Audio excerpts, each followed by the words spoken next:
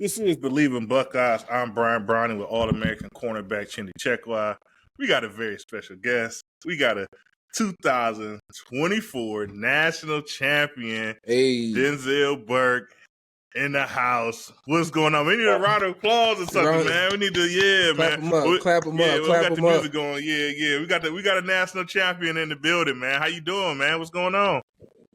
Blessed, man. Just out here training, taking it day by day, being with my family, just enjoying the moment, man, enjoying the process, and just keeping it pushing.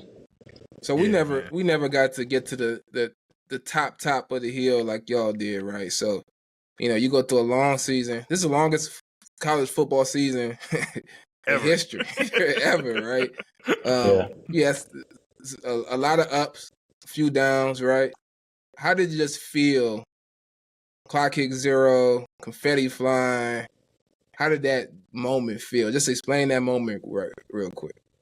Man, it felt great, man. A lot of hard work, a lot of dedication. I came back for that, and really just no better feeling than that. And to be able to bring that home, for the state of Ohio with my brothers, it was just no better feeling than that, man. It was just a blessing. Yeah, go ahead, Jim. I'm sorry. Go ahead. No, I was going to say, so we talked to Jordan Hancock last year before the bowl game, and he talked about he technically hadn't committed to whether or not he was moving on or staying at that point. But based on the conversation, it felt like he was going to say he was staying. But he pretty much talked about, all of the rising seniors being in a group chat and just being locked in, making sure that, we hit the ground running and all that stuff. Just tell us a little bit about that process. You talking post-Michigan game, pre-bowl game. What went into all of that? So for me, just going into the process and everything like that, I ain't have no hardware. I ain't have nothing. I definitely had a chance, take the next step in my life and, go to the NFL and, put myself for the draft and things like that. But for me, man, it was just bigger than that. I wanted to be able to create a legacy, especially for my family, especially when they grow up, especially for my son, especially when he grows up, I want to be able to see some, yeah, son, I got natty, man, I got on my finger. Me and my brothers, we made the decision to come back and we put all the chips in, got some new guys coming in. And that's really what I wanted at heart, man. There was a lot of prayer involved, stuff like that. Knew I was going to be a high draft pick. But at the end of the day, it's cool. I wanted to continue to develop into elite corner. And, that's what I did, man. And I felt like I matured a lot. And, everything happened how I needed to happen. And, we left out natty champs, and that's what we wanted to do, and that's what we did, and all the guys, we were texting each other. Everyone wanted to leave and, do their things. But, we wanted to do this for our coach and for the state of Ohio, man. And for the guys before us, too. Especially, we ain't beat Team up North. But that's tough. But, we ended up being natty champs. Yeah, so like you said, it was a lot of ups and downs. But when it came down to it, you guys made the decision to come back, to give it one more shot, like you said, for the state of Ohio. But I think it's also big that you said that what's important to me that I want to ask you about is you said you did it, for part of it for being for Coach Day. Mm-hmm. Can you explain to me what Coach Day means to you and essentially obviously coming back and achieving that ultimate goal of being national championship, and then, what Coach Day means to you and getting that done and accomplished? Man, Coach Day means a lot to me, man. We've had a lot of vulnerable conversations, a lot of one-on-ones.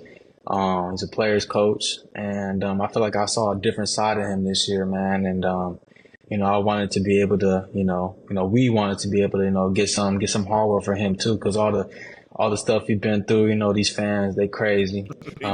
So, we wanted to be able to be a helpful part of that, and we love him, man. I love him. And, he recruited me, gave my first offer. He came out all the way to Arizona to give me an offer.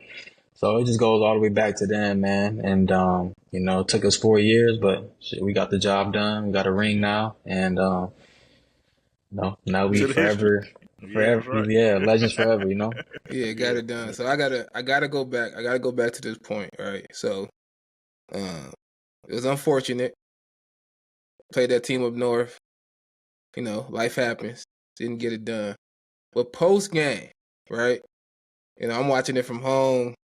They was trying to plant the flag and whatnot. And there was a big fight on the field. I just want to, from somebody who was there, right? I want to get your perspective on kind of what happened, right? What happened post game? Forget about the game. I don't want to talk about the game. Bro. I want to talk about the post game, bro. Man, there's a lot going on. So, Right. you know, after we do the Carmen, Ohio, Yeah. I look back, they getting rowdy. It's getting up. You know, me personally, I'm thinking about the game like we just got our ass beat. Like, I don't got time for this right now. Like, come on, bro. I just came back for this, and then we just lost to these bums. So that happened. And next thing you know, as soon as everybody comes back to the locker room, everybody yelling. You know, I got one of my boys, I ain't gonna say his name, but he yelling, he calling dudes out their names, he talking about, we soft, you know, this Ohio State, what we doing, da da da. You know, dudes coming in with pepper spray in their eyes, stuff like that. But it was just crazy, man. But you know, they still they held it down. And you know, we weren't gonna let that happen for real. Yeah. Yeah, that's what's up. I like that there was a fight. I mean, Yeah. Those former guys. I mean, I remember, you know, last time it happened, and unfortunately, you know, they did the flag planting thing, and to be, you know, you guys caught a lot of heat from it, but it's like, you know, you guys was gone. Like, you guys went on the field when they pulled the shenanigans last time. You know, obviously, eventually, you got to go, right? But this time we was on the field, and it was a whole different thing, right? And you know, you guys go out there and you fight for the Black O as you're supposed to do. And obviously, the game didn't go our way. I think we all, like you said, you know, they wasn't up to our level, and this didn't go our way, right? But you keep fighting, right? You kind of have to earn that. And you go out there and you fight for your Black O, as all of us in Buckeye Nation love to see. To be frank about it. But I wanted to ask you about after that, right? Obviously, like you said, the locker room was a heated situation. But the season's not over, right? It's not over, right? You know, one of your guys' goal, you know, you didn't get accomplished. You know, you lose that game to the team up north. But what happened after that got you guys kind of locked in, ready to go for this playoff run that we all could agree is legendary and will probably be spoke about essentially probably for the rest of our lives, the run that you guys went on to be national champions in the playoffs? Yeah, so something happened. Like we got together as a team. All the coaches are out, so it was just all the players and Coach Day in the room, and everyone just started lashing out opinions left and right. Dudes calling out Coach Day, like some stuff I ain't never seen before. Like I ain't gonna say what was said, but like it's some stuff that was like having you like, oh snap, this is how we coming. Yeah. So we had to lash that out. Understood what we needed to do. We need to get the ball to our playmakers and stuff like that, you know, game plan stuff and stuff like that. And, you know, that's what we did. And then, you know, we ended up praying after and understood what we were trying to do. And we made sure everyone said what they had to say. So, you know, dudes ain't in the locker room, you know, talking crazy or, you know, just backstepping on what we just talked about and understand that we still got a goal in mind is to win a natty. And that's what we did, man. And I feel like that was the best thing that's ever happened to us. And, you know, a lot of change was made. And, you know, a lot of changes were made on special teams. A lot of changes were made on both sides of the ball, understanding that a dog is going to be on the field no matter what. And, you know, when you're on the field, you got to produce and you got to execute no matter what. So that's what we ended up coming down to, and that's what it was. I'm interested from your perspective, how did Coach Day, I hear the stories, but I want to hear from you, how did Coach Day handle that moment? Because you say, you never seen it before. We ain't never been a part of that before, really, right? Everybody speaks their mind, right? Freely, right? Everybody, yeah. With the head guy there, not just one of the position coaches, etc., but with the players and the head coach. How do you feel? He took it like a G for real, and that's one thing I really appreciated because he understood the pain that we all felt, the pain he felt.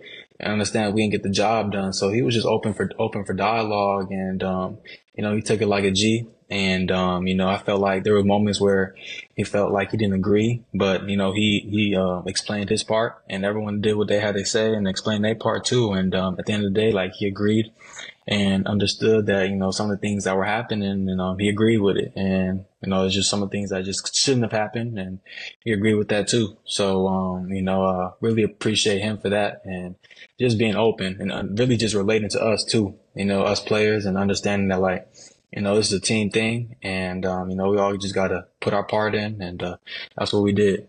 Yeah, that's dope. I want to ask you about this because obviously this was Coach Day's first year. He didn't have the responsibility of calling plays, right? He had Chip Kelly to actually call plays. I wanted to ask you about, actually, like you say, you guys had a meeting, you guys grow from there, you go on your run, we all cheer, you win it. But how was Coach Day different this season, in your opinion, than he was in previous seasons when he still was, essentially more in control of the offense because, he had to be ready on Saturday to call plays, where this season he did not. Did you see a different Coach Day this season that I guess, for your first season, the kind of him going through that and not having that responsibility? Yeah, I would say just him being on both sides of the ball, him, putting his opinion in and understanding that everyone has to do their job. He's calling dudes out, really more strict, and understanding that he wasn't going to let anybody or anything get in the way of what we're trying to do. Because at the end of the day, man, it's lives get moved if you don't get the job done. So, right. Tone was just different. Tone was different. The way you walk into the building, when you're walking past them, just different. And, yeah, man, it was good. So there was that first game. It was two big games where you saw a lot of changes. The first one was defensively after Oregon game. And Oregon game, you say what you want. Oregon game, across the board, the defense just didn't execute well. I watched certain plays, and I'm like, I know what it looks like they're trying to do, but ain't nobody doing it, right? Yeah. So I like to get your insight overall. And what was the approach pre-Oregon defensively? And what changed post-Oregon from your perspective? Keep it all the way 100, man. The game plan, too many calls. We're matching up. We're running tempo. Dudes not lined up. We're running plays that we're not really efficient in. And I feel like that was the problem in that game, because that was the first, that mid-season, that was the first real team that really tested us in terms of just lining up and, not running the plays that we're efficient at. And they really extorted us on the defensive side of the ball. And dudes just weren't doing their job. And I just felt like we just weren't confident in the game plan. And, that's what happened. That was the outcome of the game. That's what it was. Yeah, you could tell because it was, they go empty formation. They got motions here. It seems like guys still trying to get lined up. Guys still pointing, ball snap. Defensive line, they ain't rushing. 4 or 5 defensive linemen dropping in coverage. I was like, man, hold on, man. It was bad, man. We had some zero calls in too. We're not getting no pressure. So it was just bad, man. Both on the field and coaching. It was just bad. Now, after that, obviously, you guys go on this historic run, right? I mean, after that, you guys essentially lights out for the rest of the season until you guys raise the trophy up at the end of the year. What happened from there that really changed your guys' mindset about playing defense that kind of really took you guys on the defense side of the ball on that historic run? So even after the Oregon game, we understood that, like I said, we need to start running plays that we're great at, efficient at. And our game plan going into every game, 12 to 15 plays, cool. They do this, we just gonna line up. They want to do this, we're gonna play man. They do this, we just gonna play quarters. And we just use our advantage. We're always gonna have better guys, but our whole main thing was just to run plays that we're efficient at. Obviously have some little tweaks in there, but just execute. And that was about it. Is there anything to the blogs and the chat rooms talked up this friction between D coordinator and defensive line coach? I've listened. So I be in the D staff rooms. I was in D staff rooms when I was there, and a lot of guys they gonna keep their mouth quiet, except for one guy. I ain't gonna say his name, but He was on the. He was Yeah, he ain't gonna keep his mouth quiet. Like a lot of guys didn't. A lot of guys and say what they need to say in front of Knowles. And I feel like that was kind of a little problem. And obviously a lot of friction in the whole room. And but there's a lot of pride involved, man. You know how it goes. And with a lot of pride, those types of meetings where they're tough conversations are important. Where everybody speaks and you get to air things out. Those are the most beneficial typically, and it felt like that's what ultimately got everybody on the same page on both defensively and then offensively at the end of the year to really go on that run. Yeah, man. It needed to happen. We needed to have those tough conversations and understand that, like, we don't care about your feelings, bro. Like, it is what it is. Like, my life is on the line right now. So we either make a change or shit, we just gonna have another losing season. Yeah, that's right. Now, obviously, Coach Knowles left the program, right? He goes to Penn State. Obviously, I mean, you guys accomplished a lot. You're national champions. It seems like he got a pay increase to go there, and obviously, I know he's from close to the area. But for you, as a player, obviously, now you're going on. You're getting ready for the next level, getting ready for the NFL here.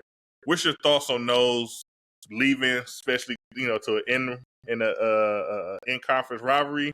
A little upset about that, or it's like we got the job done? He's free to move on. How you feel? Keep it 100, bro. It's all about them players on the field. Like, you could take any system you want anywhere else, but if you don't got them dudes on the field, like, your system not gonna work. So just a matter of guys all coming together with on one accord and understanding what you're trying to do and how every piece plays together. And but I'm happy for him, man. I think Philly's his home state, right? Yeah. So good for him. Good pay. I mean, shoot. I mean, you still got to play the Buckeyes. I don't remember the last time. I remember the last time we lost to Penn State. What was that, like 18? I don't remember. But yeah, it was a while ago now. Yeah, it's a while ago. But we expect that to continue. We expect to continue. I got a thought on Penn State. Like, they're a second tier Big Ten team. They're always going to beat the teams they're supposed to beat.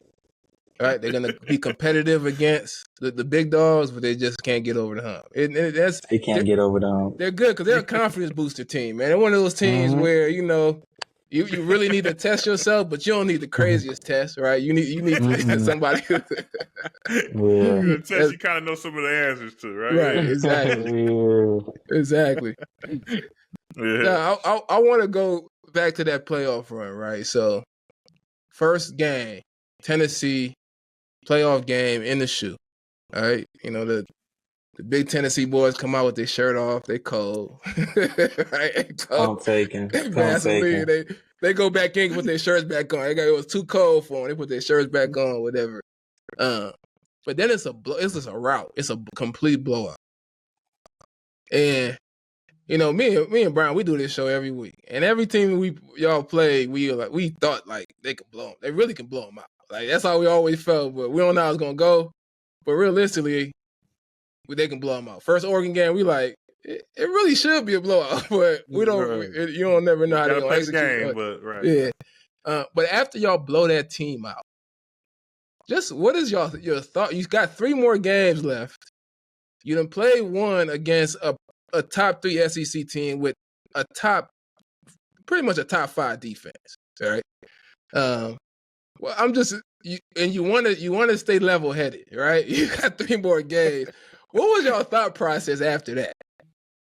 Man, nobody can't mess with us for real. I'm like, after the game, I'm like, damn, where this been at the whole season? Right. So, we always had it in us, and especially in warm-ups, we just knew we was gonna beat their ass. So. But they just ain't come to play, and we understood what we needed to do, and we tried to just continue to just humble ourselves throughout the whole process, even after that game, and just understanding that, like, the teams that start early usually go on a run, so that's what we were thinking of, and that's what we did. And then after Tennessee, you got the rematch, right? The big rematch. Yeah. We lose a tough one in Eugene, but now we got the rematch that essentially you guys been waiting for our season, right? Ever since that game, and then you go into the Oregon game, and it's like mostly the same, right? I mean, the defense now is fixed, right? You guys, like you say, you shorten the calls. You guys know what you're doing. You're playing fast as a defense and lining up offensively. We blow the top off of them. How does it feel to go out west, Rose Bowl, taking care of Oregon and not feeling to this, really just redeeming yourself against the team that was number one team in the nation at that time when you played? Man, it was just, it was a blessing. Just thinking about like that's what should have happened the first time, but everything happened how it needed to happen. A lot of things got exposed, so we were happy and not happy how it happened, but it needed to happen. But it felt good going out there to the West Coast and taking care of business. And even in warm up, like I said, we just knew we were on that. So dudes looking at them walking across the field like, we here to play ball now, and it's hard to beat the team twice. So we here, and we took care of business, man. 34-0 in the first half. Yeah, crazy. But let me correct you there. It's hard to be a good team twice.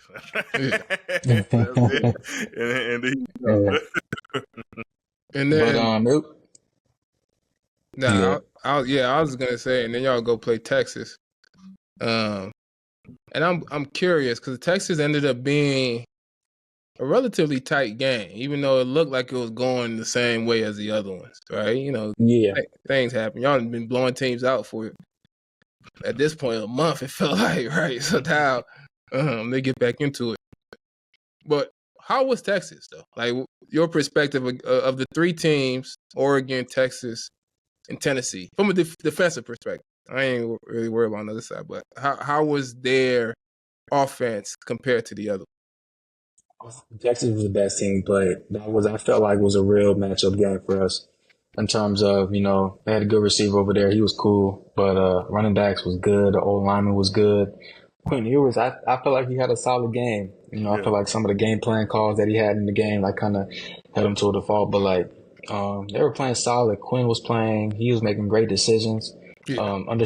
He understood our defense, understand that y'all ain't going to take the top off for us. So just little quick and dunk throws, RPOs, give it to Blue, number 23, which I thought was a pretty good player. But yeah, I feel like we matched up pretty well with them. And, when we got to the red zone, Jack made that great play, but I just feel like some of the calls they made, it just weren't there for her. And, but overall though, solid team.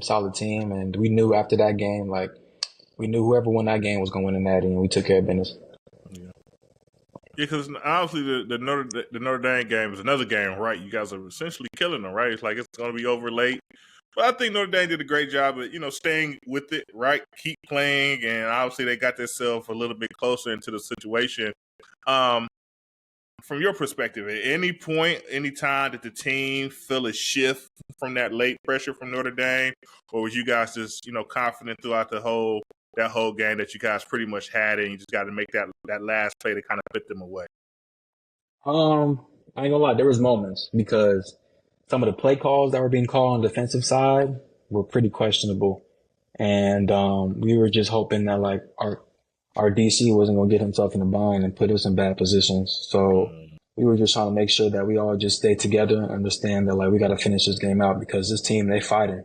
And they weren't a bad team. They had a solid game plan.